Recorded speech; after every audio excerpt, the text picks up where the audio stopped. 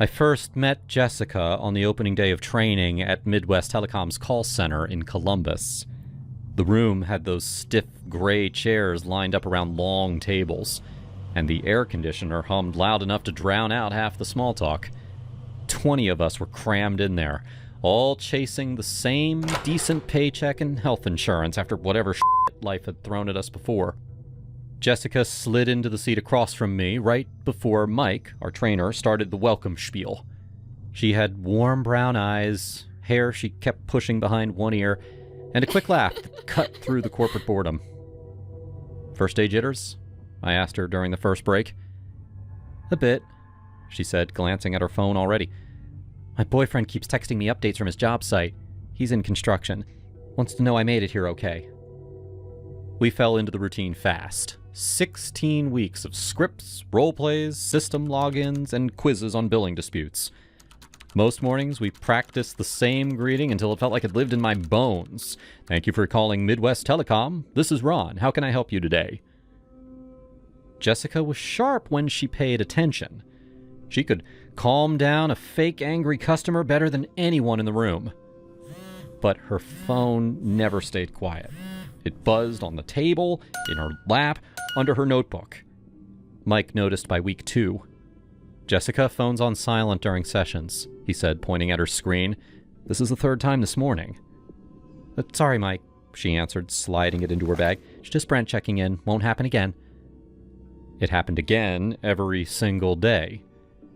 Our group got tight by week 4. Me, Jessica, Olivia, who used to wait tables, and Tom, the ex-truck driver who kept cracking weird jokes during breaks. We'd grab coffee from the cart in the lobby and then about the endless PowerPoints. One afternoon, Olivia asked Jessica about her weekend plans while we stood in line. "Brent and I are hitting up a bar Friday, and then I'm out with my sister the next day, but he wants me home by 10. Doesn't like me staying out if he's not there." Tom raised an eyebrow. "Sounds like the man's got rules." "It's not rules. He just worries. We've only been together 8 months. He had a bad breakup before me, so he's protective." I kept quiet that time, but the comment stuck. Protective after 8 months? I'd been married 6 years and never once demanded my ex text me every hour. The texting turned into a running joke among us, but only when she wasn't around. Brent messaged during every module. "Where are you? Who are you sitting by? Send a picture of the room." She'd reply fast, thumbs flying, and then apologize to whoever was talking. By week 8, we were doing live mock calls with fake angry customers yelling about late fees. Jessica nailed one where the customer threatened to cancel service. She stayed calm, offered credits, and closed the call smooth. And then her phone lit up again right after. I caught her in the hallway after class. "You ever get tired of that constant check-in?" She leaned against the wall, arms folded. "All the time, Ron. Last night he went through my phone, found an old text from a guy I used to work with 2 years ago, and lost his shit. Said I was probably still thinking about him. He made me delete the whole thread while he watched." "That's not normal." "He says it's because he loves me. No one's ever cared that much before." I nodded, not knowing what else to say at that moment. "If you ever need to talk, Jessica, I'm here. No judgment, just someone to listen." She looked at me for a long second, those warm brown eyes searching my face. "Thanks, Ron. I might take you up on that." From then on, our conversations during breaks became a regular thing. While the others grabbed coffee or stepped outside for a smoke, Jessica and I would find a quiet corner in the break room. Every time she leaned in to talk, or when she laughed at some dumb thing I said to lighten the mood, I felt that pull. She was damn hot. I would do anything for her. I caught myself imagining what it would be like to have one night with her. One afternoon during week 9, after a brutal session of handling escalated billing calls, she found me in the parking lot as we were heading to our cars. "Got a minute?" she asked, her voice low. "Sure. What's up?" She pulled out her phone and then shoved it back in her pocket like it burned her. Brent's been worse. He wants me to quit the job after training. Says there are too many guys here, that I'll end up cheating or some shit. We had a huge fight last night. He kept asking who I sat next to all day. I told him about you, how you're just a friend, but he didn't believe me. Jesus, Jess, that's messed up. You're not his property. She sighed, crossing her arms tight. I know, but he's got this way of twisting it. Makes me feel like if I leave, I'm the one destroying us. Last week, he went through my Facebook and messaged a guy from high school who liked my picture. Told the guy to back off. I shook my head. You deserve better than that. Someone who trusts you. Her eyes got watery and she wiped at them quick. Yeah? Tell that to the voice in my head that says maybe I'm the problem. No one's ever loved me like this before. Intense, you know? We talked for 20 minutes there in the lot, her venting about the constant location sharing he demanded, the way he'd call during her drive home and ask for proof that she wasn't stopping anywhere. I listened, offered what I hoped sounded like solid advice, suggesting she set boundaries, maybe talk to a counselor through the company's EAP program. And then she hugged me goodbye, quick and grateful. You're a good listener, Ron. I get the feeling you want more than that sometimes, but I can't right now. Friends? Friends, I said, even as heat flushed through me. She'd caught the hints, the way I looked at her sometimes, the late texts I sent checking if she got home okay. But she kept coming back to talk. I was her safe space, the guy who didn't yell or control. And I took it, because part of me hoped it might lead somewhere. Training dragged on. By week 12, Jessica had started pulling me aside more often during our afternoon modules. We'd whisper during partner practice calls, or she'd text me from across the room when Mike wasn't looking, need to vent after this. One day she was especially rattled. We sat in my car during lunch, engine off, windows cracked. He thinks I'm too friendly with customers. On the mock calls yesterday, I was nice to that one guy role-playing, and Brent saw me smiling when he picked me up, accused me of practicing my seductive voice. Can you believe that shit? To hell with him. You're good at your job because you're kind. Don't let him dim that. Tears spilled over then. She cried hard, shoulders shaking, and I pulled her into a hug across the console. Her face pressed into my shoulder, damp and warm. I don't know how much more I can take, Ron. I'm thinking of doing something drastic to get some breathing room. Like what? She pulled back, wiping her face. Tell him I'm pregnant. Fake it. Say it's early, like 6 weeks. Maybe then he'll stop with the accusations, the checking up every 5 minutes. He always said he wants a family. It might make him protective in a good way, you know? Let me have space to figure shit out. I stared at her. Jess, that's playing with fire. What if it blows up? I know, but I need air. He's suffocating me. Her hand found mine on the seat. Don't tell anyone, okay? You're the only one I trust with this. She went through with it that weekend. Monday morning, she looked exhausted, but lighter when she slid into the seat next to me in training. How'd it go? I asked quietly during the first break. Her eyes darted around before she leaned close. He bought it. Freaked out at first and then got all teary. Said he was going to be a dad, that this changes everything. Hugged me so tight I couldn't breathe, but in a different way. Told me I need to rest more, stop stressing. For once, he didn't grill me about who I talk to at work. For a couple weeks, it seemed to work. Brent's jealousy morphed into this smothering care. He started packing her lunches with prenatal vitamins he researched online. Called her during every break to ask how she felt. "How's my baby's mother?" he'd text. She showed me once, laughing bitterly. But the control tightened, too. No more girls' nights. He drove her to and from the call center himself after training ended and we hit the floor for real calls. Demanded she come straight home. And then it flipped. Bad. It was week 15. Jessica didn't show up for 2 days.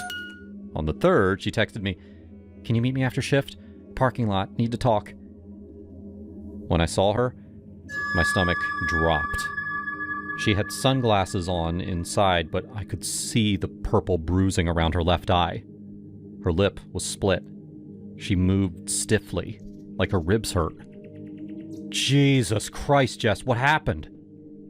We sat in my car again. She took off the glasses. The black eye was nasty, swollen shut almost. "He wanted proof. Said we should go for an ultrasound right away. Even though I told him it was too early, that my doctor said wait till 8 weeks. He kept pushing. Accused me of lying about the baby. Said if I was really pregnant, I wouldn't mind. When I refused, said I was hiding something. Probably that I was cheating on him. He lost it. You lied!"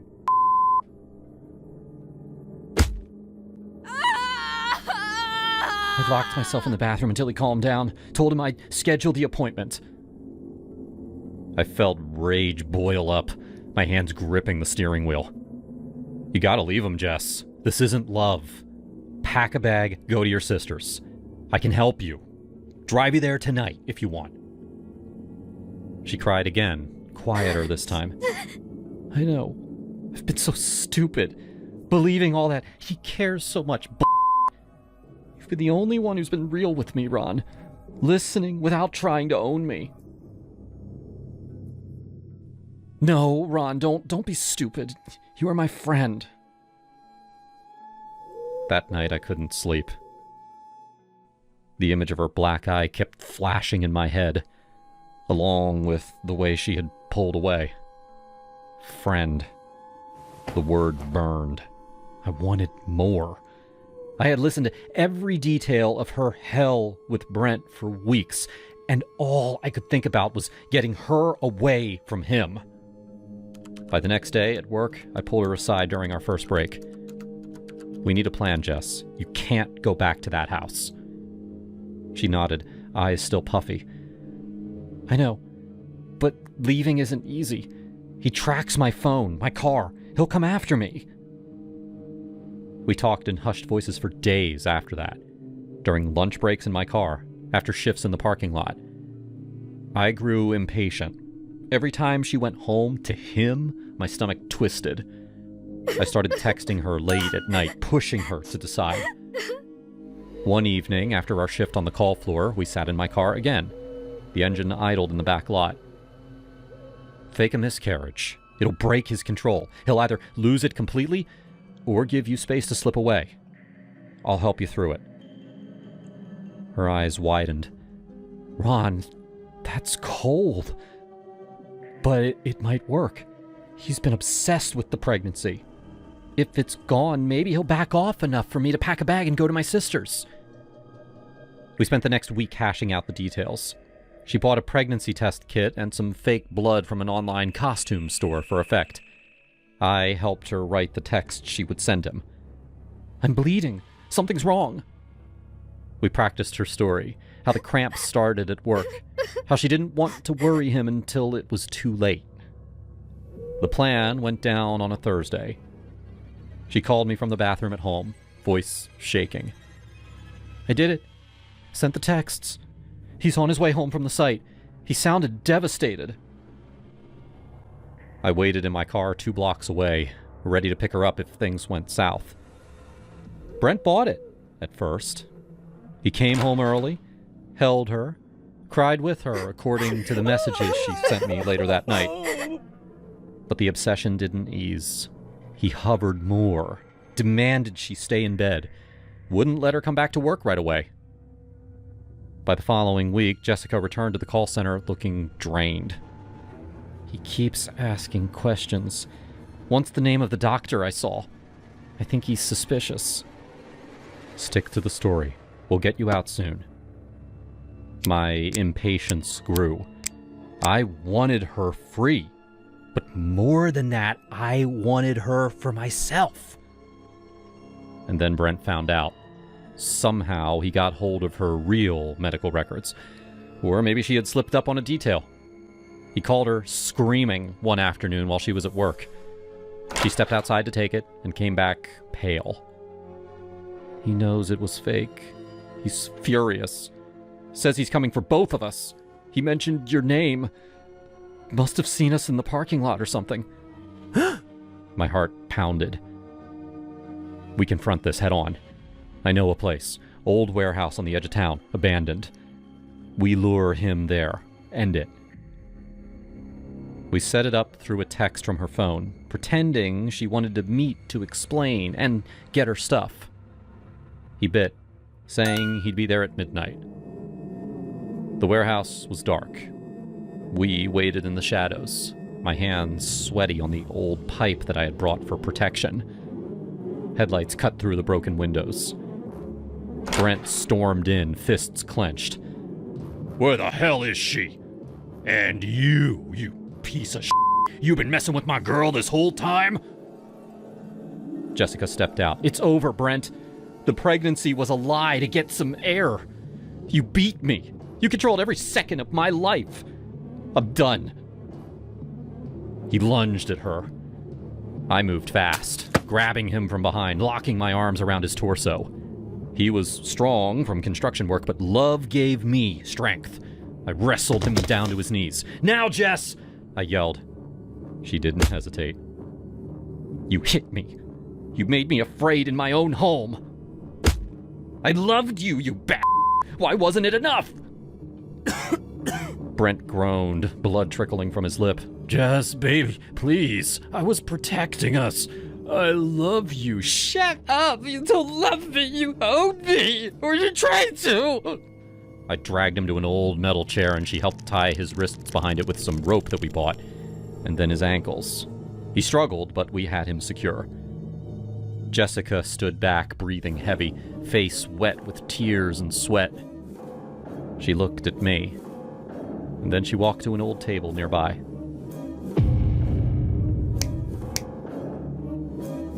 But, Jess... Do it, Ron. Let him watch.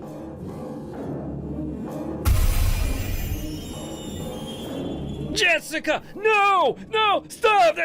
That's my girl! Don't let him! Please, baby, I'm sorry. I'm sorry. I'm sorry for everything. Don't do this to us.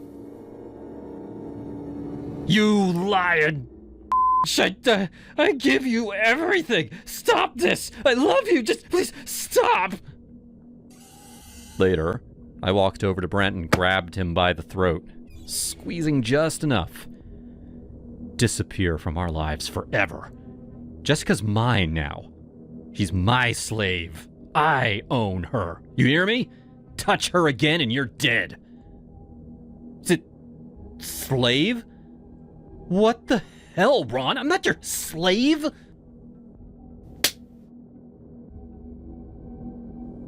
She gasped, hand to her cheek. I grabbed her wrist tight and dragged her toward the exit. We're leaving. Now. She stumbled after me, but didn't fight too hard. We got in my car, I started the engine, and I pulled away from the warehouse. Brent's muffled shouts fading behind us. As we drove into the night, the city lights blurring past, I glanced at her. Her cheek was red, but she didn't say anything more about it. She just stared out the window, quiet. It's you and me now, Jess. The way it should be. We left Columbus behind that night, heading west toward a new start.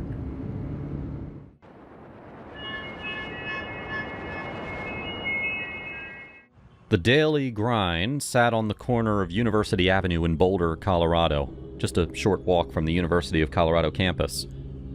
I started stopping in during my sophomore year because the coffee was cheap and the place stayed open late for cramming. That was where I first noticed her. Emma.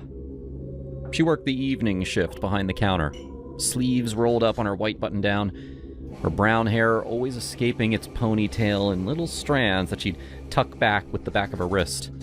She moved like someone who had somewhere better to be, but still gave every customer her full attention. I liked that about her. I liked it a lot. I never said more than, "Large black, please," for weeks. Then, one Tuesday, I overheard her talking to the manager while I waited for my drink. "Med school applications are due next month," Emma said, voice low but steady. "I'm working these shifts so I don't drown in loans. My anatomy professor says I need more clinical hours, but I can't quit here yet." The manager laughed. "You're tougher than half the doctors I know. You'll get in." "Yeah, well, I better. I didn't move across the country to fail now." I replayed that conversation in my head the whole walk home. That night, I stood in front of the bathroom mirror in my apartment and practiced out loud. "Hey, Emma, right? I've seen you here a bunch. You study medicine? Oh, that's impressive. I'm in computer science. Way less intense. You want to grab a real coffee sometime? Not from here, obvious." I sounded like an idiot. I tried again. "Hey, I'm Alex. You make the best lattes on campus. Also, I've overheard you're pre-med. That's badass. Any chance you'd want to study together sometime? Or not study? Whatever." I gave myself a month. I asked ChatGPT for lines, memorized them, changed them to sound less robotic. My roommate, Alfred, walked in on me one evening and caught the whole thing. "Dude, you're still rehearsing?" he said, dropping his backpack on the couch. "Shut up. I'm doing it this time. Next week, I swear." Alfred grinned and leaned against the doorframe. "Just be normal. Ask your name first and then how our day's going. Girls like that. Don't lead with your major like a nerd." Yeah, I know." "No, you don't. But go get her, man. Worst she says is no." I nodded like I believed him. The evening it happened, I was walking home down University Avenue. It wasn't that late, maybe 9:30. Streetlights buzzed overhead. Across the narrow road, under the old stone bridge by the county courthouse, I saw her. Emma. Same ponytail, same quick stride. She was heading the same direction, earbuds in, probably listening to some lecture. And then it went wrong. A gap in the old stone wall beside the courthouse. Some maintenance hole the city never fixed right. A shadow shot out. Thick arm wrapping around her waist, another hand clamping hard over her mouth. Emma bucked, feet kicking. One of her black sneakers flew off and landed on the sidewalk with a soft thud. The guy reached out, grabbed the shoe, and yanked her backward through the gap. I heard her muffled struggle, the scrape of her body against stone. I froze for maybe 3 seconds. Then I ran across the street and stopped right in front of the opening. Cold air burned my lungs.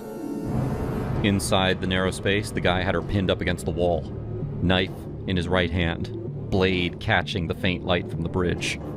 She was still struggling, but he had her good. He looked straight at me. Gray beard, sunken cheeks, maybe 40. He pressed one finger to his lips, and then he pointed the knife at me and drew it across his own throat in one clean motion. His mouth stretched into a smile that showed too many teeth. He laughed once and dragged Emma deeper into the dark until they both disappeared behind a bend in the wall. I ran. I didn't scream, didn't call the cops, didn't go back. I sprinted the rest of the way to my apartment, locked the door, and sat on the floor with my back against it until my legs stopped shaking. I kept seeing that knife gesture. He had seen my face. He knew what I looked like. 6 months passed. I never told a soul. Not Alfred, not the police, not my parents back in Denver. I avoided University Avenue entirely. I switched to a different cafe across campus. Every time I heard footsteps behind me at night, my stomach dropped.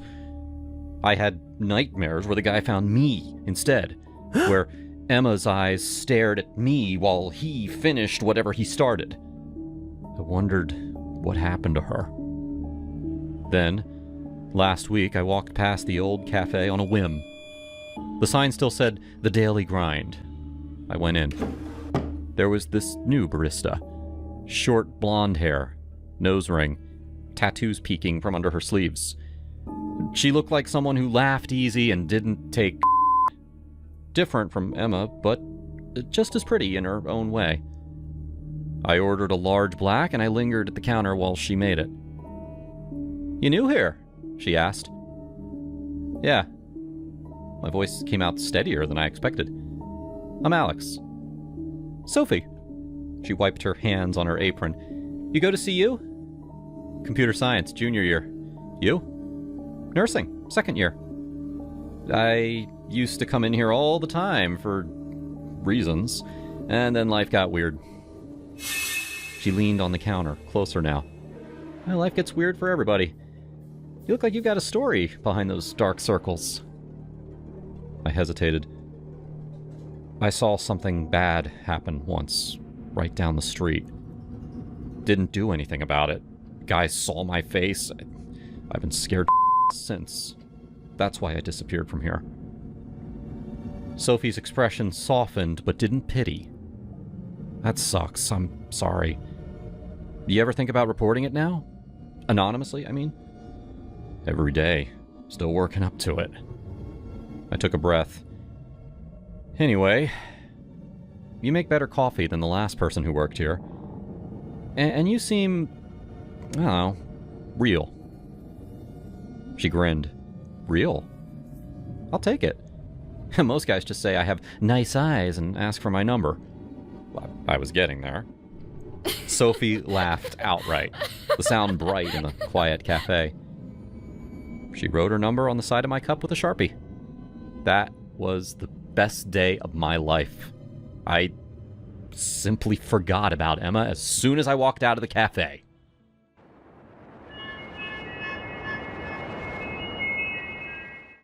My name's Sam. I was an alcoholic for most of my 20s. Just after I turned 30, I hit rock bottom. I lost my house and had to move back in with my mom. She allowed me to stay with her rent-free as long as I joined AA and quit drinking. It was a really hard process, but I slowly got back on my feet. I got a part-time job and I started saving up again. I followed the AA program religiously. It's true what they say. Every day is hard, but it's not impossible. Mom was an amazing supporter.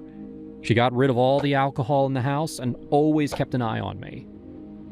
Dad died about 10 years ago, right before I started drinking, and Mom never remarried. Instead, she kind of turned into a player. While I lived with her, she had a constantly rotating line of much younger boyfriends. They rarely lasted more than a week. Honestly, I tried to ignore that part of her life. It creeped me out. No judgment, though. She seemed happy. Then, one night, about half a year after I moved back in, I found a hidden bottle of rum under the kitchen sink. I figured Mom had forgotten about it. I grabbed the bottle and got ready to pour it out, but I couldn't. It was the expensive stuff. I tried calling my sponsor, but she didn't answer. Then I called Mom, but she was off on a date. Without anyone to help me, I fell off the wagon. I don't remember anything after that first drink. When I woke up the next morning, I was lying on the kitchen floor. My head was throbbing, and I'd thrown up on the tile. I was still clutching the rum bottle, but now it was empty. I struggled to stand up.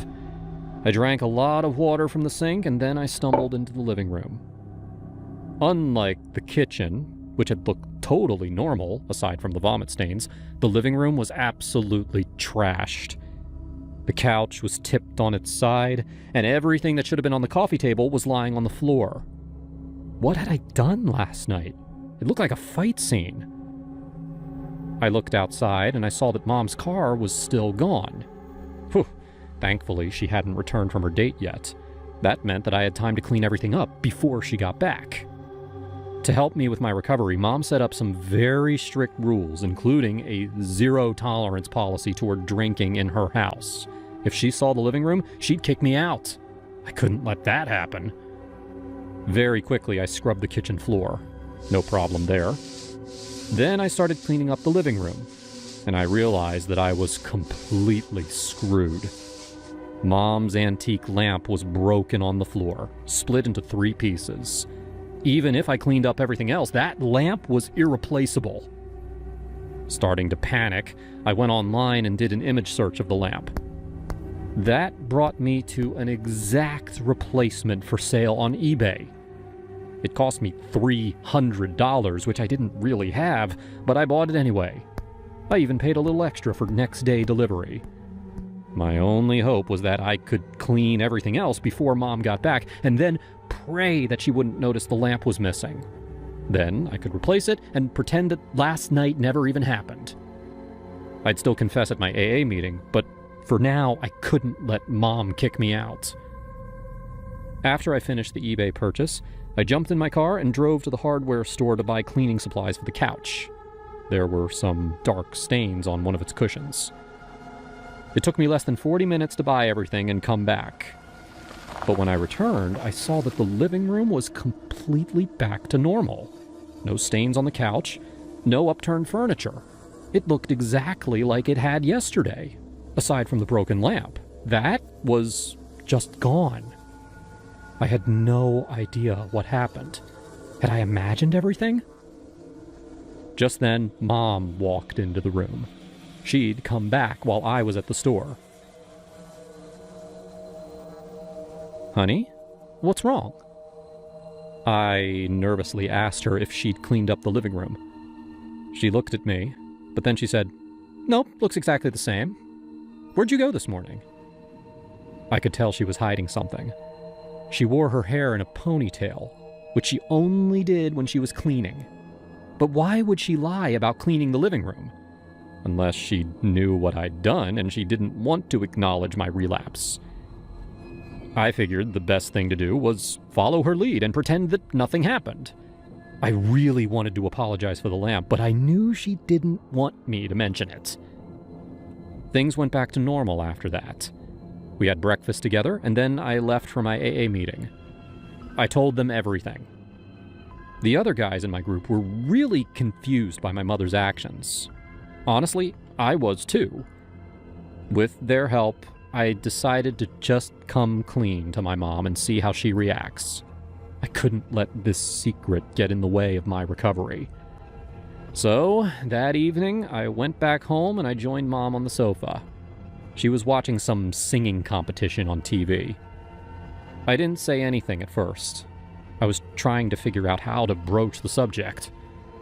Eventually, I decided to start with the lamp. I asked her what happened to it. She laughed nervously. "We didn't have a lamp on this table." She was lying again. I had to be more direct. "Mom, I know I broke your lamp. I'm so sorry." She grabbed my hand and squeezed it tight. "Please don't mention that. Ever again." We shared eye contact for a long moment. Her expression was basically saying, "Don't tell me about your relapse." So I didn't. We watched the rest of the show, and then the local news started. The top story was about a local murder from the night before. The newscaster showed a photo of a young, blonde man. He looked familiar, but I couldn't figure out why. They said he was bludgeoned to death and then dumped in a landfill. Shards of the murder weapon were found in his skull, but the police didn't have any other leads. They showed photos of the shards, and I recognized them right away. They were pieces of the broken lamp.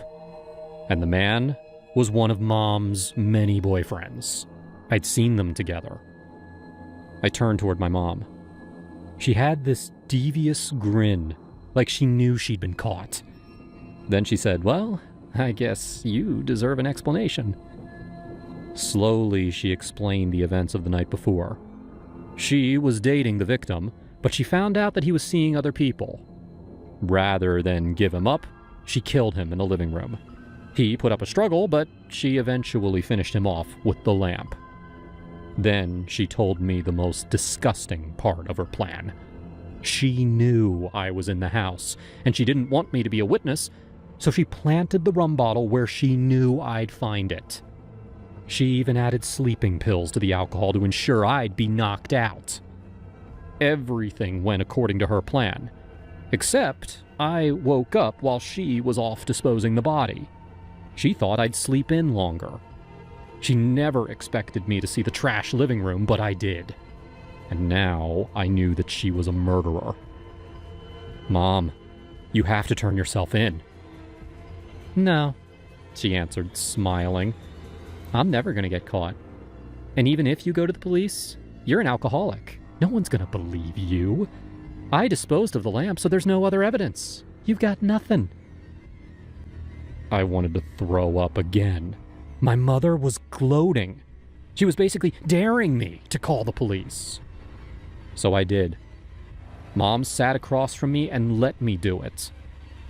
An officer arrived 15 minutes later, and I breathlessly explained what Mom had done. Mom stayed silent while the officer wrote everything down.